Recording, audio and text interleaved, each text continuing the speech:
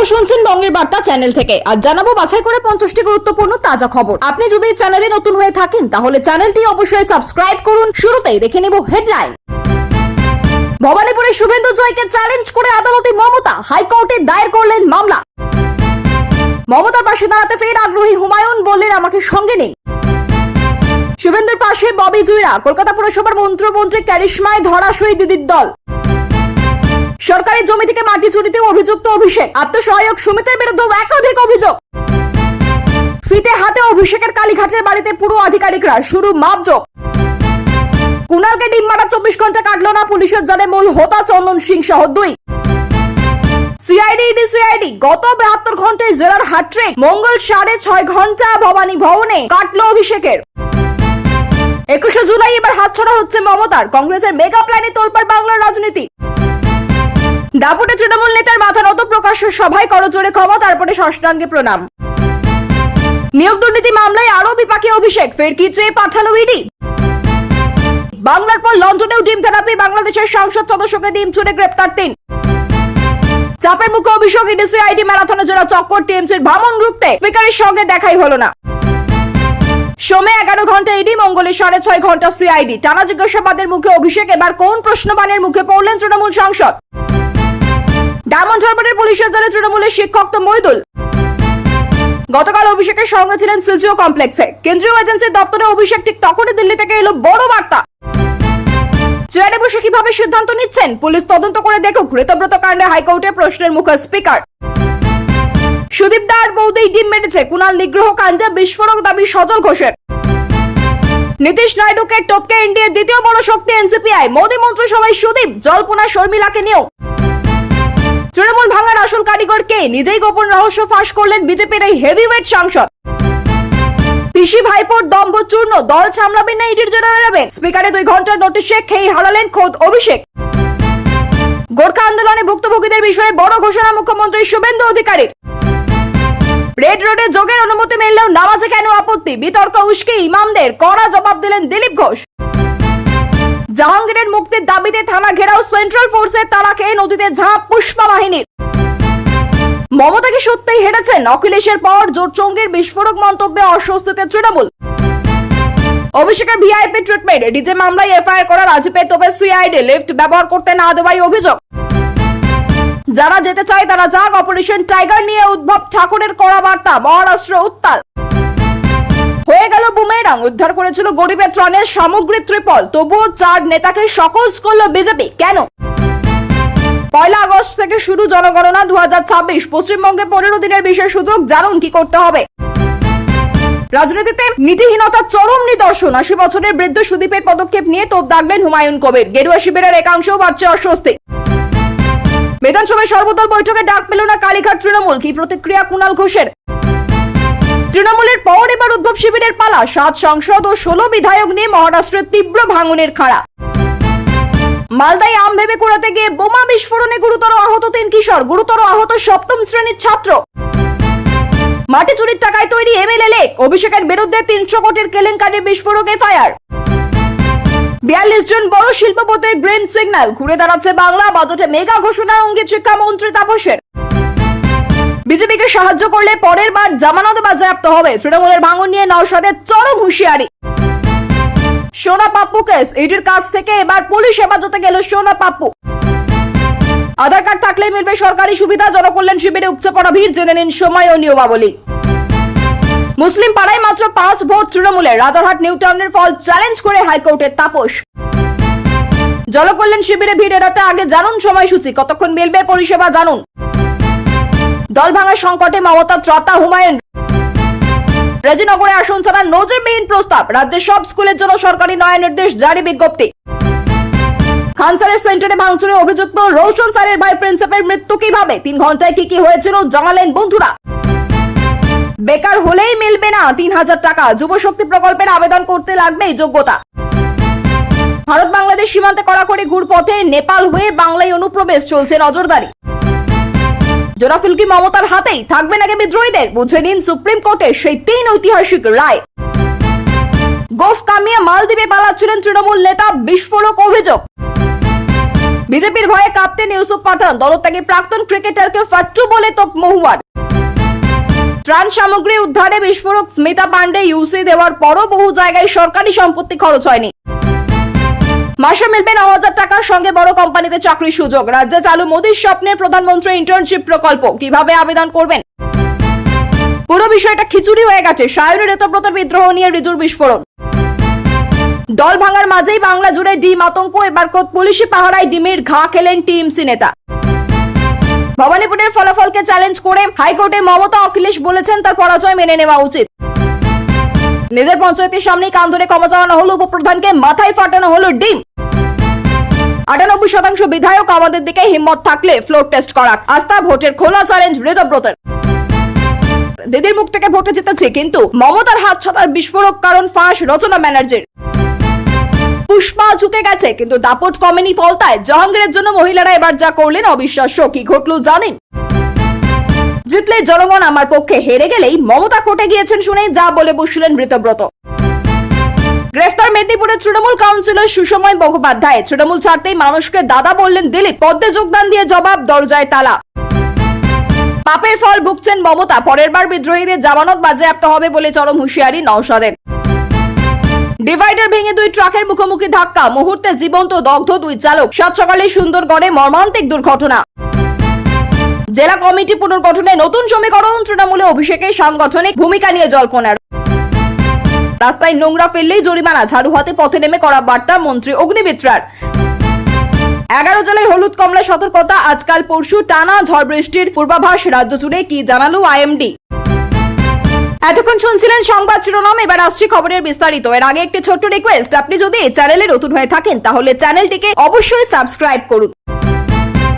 সরকারি জমি থেকে মাটি চুরির একটি মামলায় তদন্তে নতুন করে অভিষেক বন্দ্যোপাধ্যায়ের নাম উঠে এসেছে বলে তদন্তকারী সংস্থার দাবি। একই সঙ্গে তার ঘনিষ্ঠ সহযোগী সুমিত রায়ের বিরুদ্ধে একাধিক অভিযোগ খতিয়ে দেখা হচ্ছে। তদন্তকারীদের দাবি, সরকারি জমি থেকে অবৈধভাবে মাটি উত্তোলন, পরিবহন এবং সেই সংক্রান্ত আর্থিক লেনদেনের বিভিন্ন তথ্য সংগ্রহ করা হয়েছে। ইতিমধ্যেই একাধিক নথি, জমির রেকর্ড এবং সংশ্লিষ্ট ব্যক্তিদের বক্তব্য যাচাই করা হচ্ছে। যদিও অভিষেক বন্দ্যোপাধ্যায় ও তার সহকর্মীদের পক্ষ থেকে এই সমস্ত অভিযোগ অস্বীকার করা হয়েছে এবং দাবি করা হয়েছে তদন্তকে রাজনৈতিক উদ্দেশ্যে ব্যবহার করা হচ্ছে। অন্যদিকে তদন্তকারী সংস্থা জানিয়েছে সংগৃহীত প্রমাণ ও নথির ভিত্তিতেই তদন্ত এগিয়ে চলেছে এবং প্রয়োজনে আরো ব্যক্তিকে জিজ্ঞাসাবাদের জন্য রাখা হতে পারে। মামলাটি বর্তমানে তদন্তাধীন থাকায় চূড়ান্ত সিদ্ধান্ত আদালতের আইনি প্রক্রিয়ার উপর নির্ভর করবে। কালীঘাটে অভিষেক বন্দ্যোপাধ্যায়ের বাসভবনে পুরসভার আধিকারিকদের উপস্থিতিকে ঘিরে নতুন করে রাজনৈতিক আলোচনা শুরু হয়েছে। জানা গেছে সংশ্লিষ্ট সম্পত্তির নথিপত্র পরিমাপ, যাচাই এবং নির্মাণ সংক্রান্ত তথ্য সংগ্রহের উদ্দেশ্যে আধিকারিকরা সেখানে যান। পরিমাপের জন্য ফিতে অন্যান্য জরিপের সরঞ্জাম নিয়ে তারা দীর্ঘ সময় ধরে বিভিন্ন অংশ পরীক্ষা করেন। প্রশাসনের দাবি, এটি একটি নিয়মিত প্রশাসনিক প্রক্রিয়ার অংশ এবং প্রয়োজনীয় নথির সঙ্গে বাস্তব পরিস্থিতির মিল খতিয়ে দেখা হচ্ছে। অন্যদিকে তৃণমূলের পক্ষ থেকে বলা হয়েছে আইন মেনে সমস্ত তথ্য প্রশাসনকে দেওয়া হচ্ছে এবং এতে অস্বাভাবিক কিছু নেই। তবে বিরোধীরা বিষয়টিকে ঘিরে একাধিক প্রশ্ন তুলেছে। এখন পুরসভার রিপোর্টে কি উঠে আসে এবং পরবর্তী প্রশাসনিক সিদ্ধান্ত কি হয় সেদিকেই নজর রয়েছে। ভবানীপুর কেন্দ্রের নির্বাচনী ফলাফলকে ঘিরে নতুন আইনি লড়াই শুরু হয়েছে। নির্বাচনের ফলাফল ও সংশ্লিষ্ট কিছু প্রক্রিয়া নিয়ে আপত্তি জানিয়ে আদালতে দ্বারস্থ হয়েছেন মমতা বন্দ্যোপাধ্যায়। হাইকোর্টে দায়ের হওয়া আবেদনের নির্বাচনী প্রক্রিয়ার বিভিন্ন দিক বিচার বিভাগীয় পর্যালোচনার আর্জি জানানো হয়েছে। ফলে জানা গেছে আদালতে মামলাটি গ্রহণ করার পর পরবর্তী শুনানির দিন নির্ধারণ করবে এবং উভয় পক্ষের বক্তব্য শোনার পরই প্রয়োজনীয় নির্দেশ দেবে। রাজনৈতিক মহলে এই মামলাকে অত্যন্ত গুরুত্বপূর্ণ বলে মনে করা হচ্ছে, কারণ এর ফলাফল ভবিষ্যতের রাজনৈতিক পরিস্থিতির উপরই প্রভাব ফেলতে পারে। তবে বিষয়টি বর্তমানে সম্পূর্ণ বিচারাধীন থাকায় চূড়ান্ত সিদ্ধান্ত আদালতের রায়ের পরই স্পষ্ট হবে। গত কয়েকদিনের মধ্যে একাধিক তদন্তকারী সংস্থা জিজ্ঞাসাবাদের মুখোমুখি হওয়ায় অভিষেক বন্দ্যোপাধ্যায়কে ঘিরে রাজনৈতিক উত্তাপ আরো বেড়েছে। প্রথমে কেন্দ্রীয় তদন্তকারী সংস্থার জেরা, তারপর সিআইডি ডাকা এবং ফের আরো এক দফা জিজ্ঞাসাবাদ। সব মিলিয়ে টানা কয়েকদিন ধরে তাকে বিভিন্ন প্রশ্নের উত্তর দিতে হয়েছে। সর্বশেষ ভবানী ভবনে তিনি প্রায় 6.5 ঘন্টা তদন্তকারীদের মুখোমুখি ছিলেন বলে জানা গেছে। তদন্ত চলাকালীন আর্থিক লেনদেন, নথিপত্র, ডিজিটাল তথ্য এবং বিভিন্ন সাক্ষ্যের ভিত্তিতে প্রশ্ন করা হয়েছে। অভিষেক বন্দ্যোপাধ্যায়ের পদ থেকে জানানো হয়েছে তিনি আইন মেনে তদন্তের সম্পূর্ণ সহযোগিতা করেছেন। অন্যদিকে তদন্তকারী সংস্থাগুলির দাবি সমস্ত তথ্য প্রমাণ যাচাই করেই পরবর্তী পদক্ষেপ নেওয়া হবে। ফলে এই তদন্তের অগ্রগতি এখন রাজ্য রাজনীতির অন্যতম আলোচিত বিষয় হয়ে উঠেছে। 21শে জুলাইকে ঘিরে রাজ্যের রাজনৈতিক সমীকরণে নতুন জল্পনা তৈরি হয়েছে। বিরোধী রাজনৈতিক শিবিরের একাংশ বড় আকারে কর্মসূচি গ্রহণের পরিকল্পনা করছে বলে বিভিন্ন মহলে আলোচনা শুরু হয়েছে। এর ফলে তৃণমূলের ঐতিহ্যবাহী 21শে জুলাইয়ের কর্মসূচিকে রাজনৈতিকভাবে চ্যালেঞ্জ জানানো হতে পারে বলে করা হচ্ছে। যদি এ বিষয়ে কোনো পক্ষই এখনো আনুষ্ঠানিকভাবে পূর্ণাঙ্গ কর্মসূচি ঘোষণা করেনি। রাজনৈতিক বিশ্লেষকদের মতে একই সময়ে একাধিক বড় রাজনৈতিক কর্মসূচি হলে রাজ্যের রাজনৈতিক উত্তাপ আরো বাড়তে পারে। শাসক দলের পক্ষ থেকে অবশ্য দাবি করা হয়েছে 21শে জুলাইয়ের সমাবেশ আগের মতোই সফল হবে এবং কর্মসূচি ঘিরে সমস্ত প্রস্তুতি ইতিমধ্যেই শুরু হয়েছে। অন্যদিকে বিরোধী শিবির নিজেদের রাজনৈতিক শক্তি প্রদর্শনের প্রস্তুতি নিচ্ছে বলেই রাজনৈতিক মহলের ধারণা। তৃণমূলের অভ্যন্তরীণ রাজনৈতিক পরিস্থিতির মধ্যে আবারও দলের পাশে থাকার ইচ্ছা প্রকাশ করেছেন হুমায়ুন কবির। সংবাদ মাধ্যমের সামনে তিনি বলেন, দলের স্বার্থে প্রয়োজন হলে তাকে দায়িত্ব নেওয়া হোক এবং তিনি নেতৃত্বের সঙ্গে কাজ করতে প্রস্তুত। তার বক্তব্যে দলীয় ঐক্য বজায় রাখার উপর জোর দেওয়া হয়েছে। তিনি আরো জানান, ব্যক্তিগত মতপার্থক্য থাকলেও সংগঠনের বৃহত্তর স্বার্থকে গুরুত্ব দেওয়াই তার লক্ষ্য। রাজনৈতিক মহলের একাংশ মনে করছে এই মন্তব্যের মাধ্যমে দলের অভ্যন্তরীণ সমীকরণ আরো নতুন বার্তা দেওয়ার চেষ্টা করছে। যদিও তৃণমূল নেতৃত্বের পক্ষ থেকে এই বিষয়ে আনুষ্ঠানিকভাবে কোনো প্রতিক্রিয়া জানানো হয়নি। ফলে আগামী দিনে দলীয় নেতৃত্ব কি সিদ্ধান্ত নেয় সেদিকেই এখন নজর রয়েছে। কলকাতা পুরসভাকে কেন্দ্র করে সাম্প্রতিক রাজনৈতিক ঘটনাবলীর জেরে নতুন করে রাজনৈতিক উত্তেজনা তৈরি হয়েছে। বিভিন্ন রাজনৈতিক দলে জনপ্রতিনিধিদের অবস্থান পরিবর্তন এবং নতুন সমীকরণ নিয়ে জোর আলোচনা শুরু হয়েছে। বিরোধী শিবিরের দাবি, বর্তমান পরিস্থিতিতে পুর প্রশাসনের ভিতরে বড় ধরনের পরিবর্তনের ইঙ্গিত মিলছে। অন্যদিকে তৃণমূলের পক্ষ থেকে বলা হয়েছে দল এখনো শক্ত অবস্থানেই রয়েছে এবং বিরোধীদের দাবি বাস্তবের সঙ্গে মিল নেই। রাজনৈতিক বিশ্লেষকদের মতে পুর প্রশাসনের ভবিষ্যৎ সমীকরণ নির্ভর করবে নির্বাচিত প্রতিনিধিদের চূড়ান্ত অবস্থান এবং সাংগঠনিক সিদ্ধান্তের উপর। ফলে কলকাতা পুরসভাকে ঘিরে রাজনৈতিক টানাপোড়েন আগামী দিনেও রাজ্য রাজনীতির অন্যতম আলোচ্য বিষয় হয়ে থাকবে।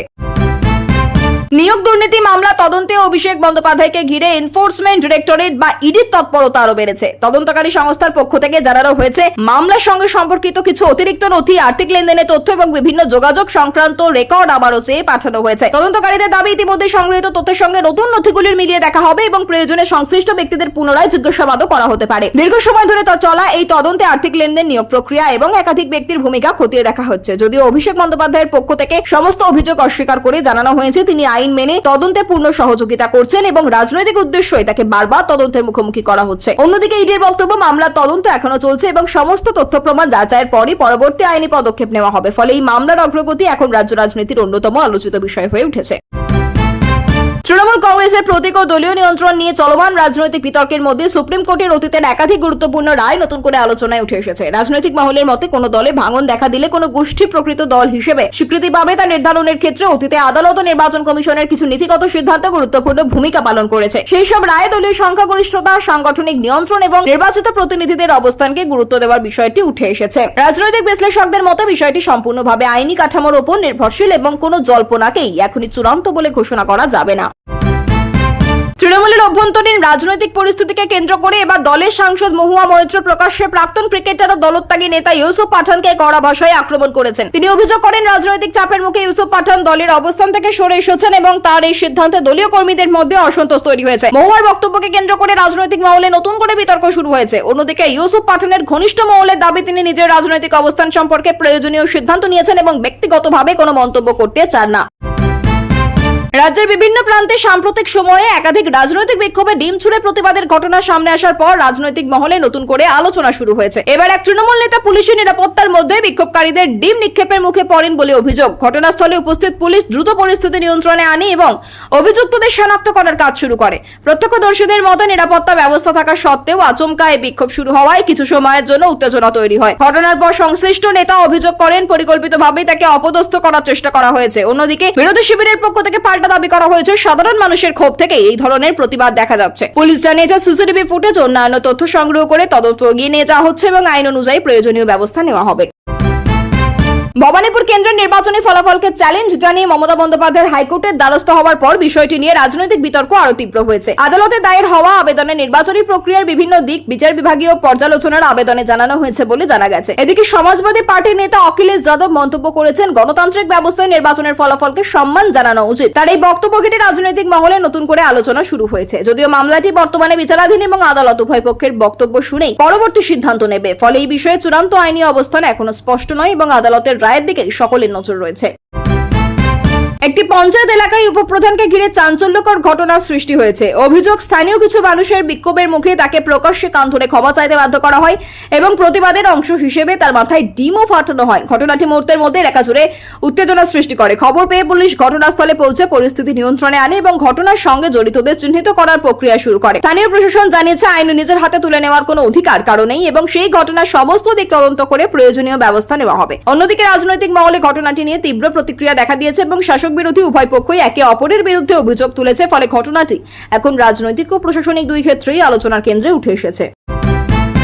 রাজ্যের বর্তমান রাজনৈতিক পরিস্থিতিকে ঘিরে বিদ্রোহী শিবিরের অন্যতম মুখ ঋতব্রত বন্দ্যোপাধ্যায় বড় রাজনৈতিক দাবি করেছেন। তার বক্তব্য, অধিকাংশ বিধায়ক তাদের পক্ষেই রয়েছেন এবং সরকার যদি নিজেদের সংখ্যাগরিষ্ঠতা নিয়ে আত্মবিশ্বাসী হয় তাহলে বিধানসভায় আস্থা ভোটের মুখোমুখি হওয়া যেতে পারে। তার এই মন্তব্যের পর রাজনৈতিক মহলে ব্যাপক চর্চা শুরু হয়েছে, যদিও শাসক দলের পক্ষ থেকে এই দাবি সম্পূর্ণ ভিত্তিহীন বলে উড়িয়ে দেওয়া হয়েছে এবং জানানো হয়েছে সরকার সংখ্যাগরিষ্ঠতার দিক থেকে সম্পূর্ণ নিরাপদ অবস্থানে রয়েছে। রাজনৈতিক বিশ্লেষকদের মতে সংখ্যাগরিষ্ঠতা নিয়ে যে কোনো বিতর্কের সাংবিধানিক সমাধান বিধানসভা নির্ধারিত প্রক্রিয়াতেই সম্ভব। ফলে ভবিষ্যতে রাজনৈতিক পরিস্থিতি কোন দিকে মন নেয় এখন সেদিকেই সবার নজর রয়েছে।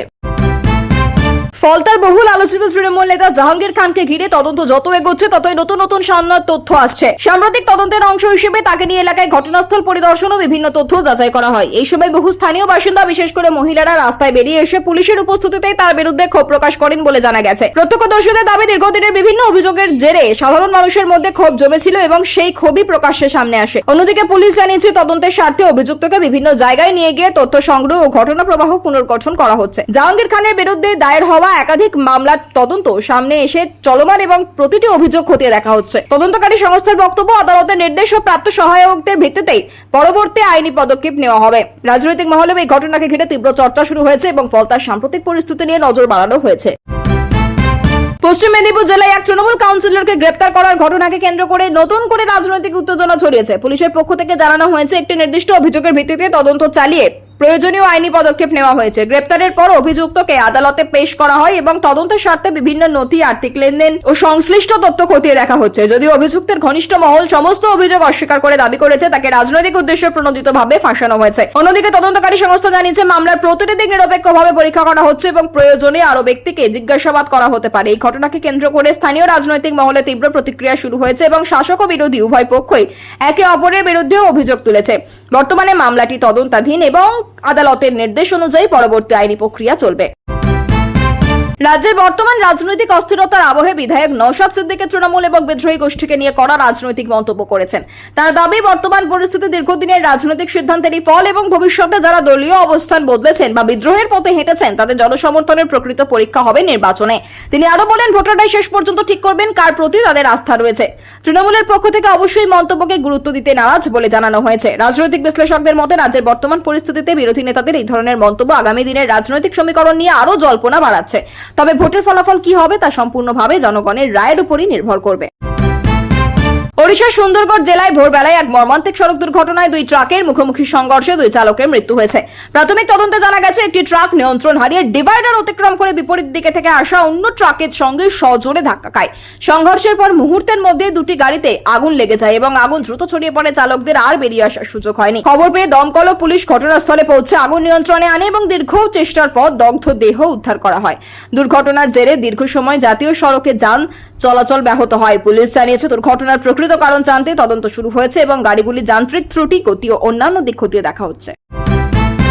তৃণমূল কংগ্রেসের জেলা কমিটি পুনর্গঠনকে কেন্দ্র করে দলের অন্দরে নতুন রাজনৈতিক সমীকরণ তৈরি হয়েছে বলে আলোচনা শুরু হয়েছে। বিভিন্ন জেলা স্তরে সাংগঠনিক পরিবর্তনের সম্ভাবনা নিয়ে নেতাদের মধ্যে দফায় দফায় বৈঠক চলছে। এই আবহে অভিষেক বন্দ্যোপাধ্যায় সাংগঠনিক ভূমিকা নিয়ে আরো বাড়তে পারে কিনা তা নিয়েও রাজনৈতিক মহলে জল্পনা তৈরি হয়েছে। দলীয় সূত্র দাবি, সংগঠনকে আরো শক্তিশালী করা এবং আগামী রাজনৈতিক লড়াইয়ের প্রস্তুতি হিসেবে এই পুনর্গঠনের পরিকল্পনা করা হচ্ছে। যদিও দলের শীর্ষ নেতৃত্বের পক্ষ থেকে এখনো কোনো আনুষ্ঠানিক ঘোষণা করা হয়নি। রাজনৈতিক পর্যবেক্ষকদের মতে জেলা স্তরের এই পুনর্গঠন ভবিষ্যতে দলের সাংগঠনিক কাঠামো ও নেতৃত্বের ভারসাম্য গুরুত্বপূর্ণ প্রভাব ফেলতে পারে। কালীঘাট কুণাল ঘোষকে লক্ষ্য করে ডিম নিক্ষেপের ঘটনা তদন্তে দ্রুত অগ্রগতি হয়েছে বলে পুলিশ জানিয়েছে। ঘটনা 24 ঘন্টার মধ্যে মূল অভিযুক্ত বলে সন্দেহভাজন চন্দন সিং সহ দুই ব্যক্তিকে গ্রেপ্তার করা হয়েছে। তদন্তকারীদের দাবি, সিসিটিভি ফুটেজ, প্রত্যক্ষদর্শীদের বয়ান এবং অন্যান্য তথ্য প্রমাণের ভিত্তিতে অভিযুক্তদের শনাক্ত করা হয়েছে। দ্রুতদের জিজ্ঞাসাবাদ করে ঘটনার পরিকল্পনা, উদ্দেশ্য এবং এর পিছনে অন্য কোনো ভূমিকা ছিল কিনা তা খতিয়ে দেখা হচ্ছে।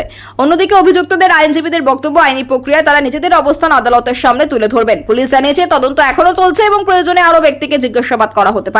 এই ঘটনাকে কেন্দ্র করে রাজনৈতিক মহলেও বিতর্ক অব্যাহত রয়েছে। আবহাওয়া দপ্তর রাজ্যের একাধিক জেলার জন্য আগামী কয়েকদিনে ঝড় বৃষ্টি নিয়ে সতর্কবার্তা জারি করেছে। পূর্বাভাস অনুযায়ী 11টি জেলায় হলুদ ও কমলা সতর্কতা জারি হয়েছে এবং বজ্রবিদ্যুৎ সহ মাঝারি থেকে ভারী বৃষ্টির সম্ভাবনা রয়েছে। কিছু এলাকায় দমকা হওয়ার গতিবেগ উল্লেখযোগ্যভাবে বাড়তে পারে বলেও জানানো হয়েছে। নিচু এলাকা, নদী সংলগ্ন অঞ্চল এবং জল জমার প্রবণতা রয়েছে এমন এলাকায় বিশেষ সতর্ক থাকার পরামর্শ দিয়েছে প্রশাসন। কৃষক, মৎস্যজীবী এবং সাধারণ মানুষের প্রয়োজন ছাড়া খোলা জায়গায় না যাওয়ার পরামর্শ দেওয়া হয়েছে। দুর্যোগ মোকাবিলায় জেলা প্রশাসন ও বিপর্যয় মোকাবিলা বাহিনীকে প্রস্তুত রাখা হয়েছে। আবহাওয়াবিদদের মতে মৌসুমী বায়ু সক্রিয়তার কারণে আগামী দিনে রাজ্যের বিভিন্ন জেলায় বৃষ্টি ও ঝোড়ো হাওয়ার প্রভাব অব্যাহত থাকতে পারে।